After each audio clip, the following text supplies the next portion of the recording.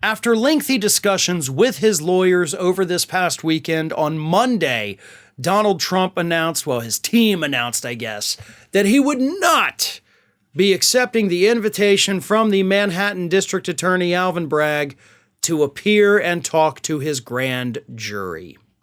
So that's that, right? Donald Trump says, nope, I'm not going to come talk. But you know who did talk on Monday? Two very important people came and spoke to that grand jury, and one of them actually spoke to the Daily Beast after her testimony, where she kind of gave up a lot of information that is going to be real bad for Donald Trump. Here's what happened. First and foremost, obviously, Michael Cohen, Trump's former lawyer / fixer, the guy that went to jail for the Stormy Daniels payment that Trump is now really being investigated for. He testified, so I'm sure he didn't have anything nice to say. But the other one, kind of a surprise witness here, was Allen Weisselberg, the Trump Organization CFO, his former daughter-in-law. Oh, and she talked. As I said, after she testified in front of the grand jury, she did speak to the Daily Beast. And according to those reports, they pointed out the fact that Alvin Bragg might be looking for more than just the Stormy Daniels payment. I mean, after all, you know, this is Weisselberg's former daughter-in-law.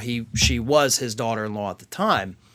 So why would a Weisselberg associate, you know, his daughter-in-law, have any information about the Stormy Daniels thing? Well, according to the former daughter-in-law, it's because the questioning was more about the financial records with the Trump Organization. Sure, it was the records pertaining to Stormy Daniels, but not only pertaining to Stormy Daniels. Now, the reason that is important, the reason I am talking about this, is because a couple days ago, when this news first came out, I did a segment right here. I talked to you about the fact that in order to charge Donald Trump with anything more than a misdemeanor, they would have to prove that the Stormy Daniels cover-up payment was somehow connected to a second crime. Under New York law, I know it's weird and stupid and complicated, but basically, the Stormy Daniels thing would be a misdemeanor for Trump unless they can tie it to the furtherance of a second crime, in which case Alvin Bragg can charge him with a felony. Based on the information that Weisselberg's former daughter-in-law gave to the Daily Beast, it seems like they're looking at a lot more records than just the falsified ones, allegedly falsified ones, with the Stormy Daniels payment.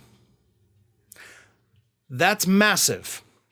Now, unfortunately, we don't have more than that to go on. Obviously, what happened with that grand jury, it's all closed doors, so we don't know any of the info.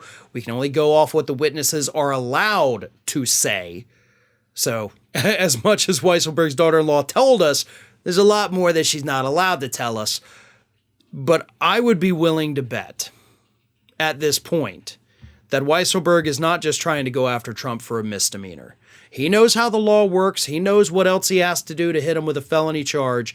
And based on what Weisselberg's former daughter-in-law told us, it seems like that is what he is working towards.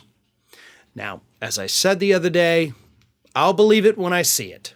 I am not going to hold my breath, but I'm a little bit more optimistic today than I was just a couple days ago.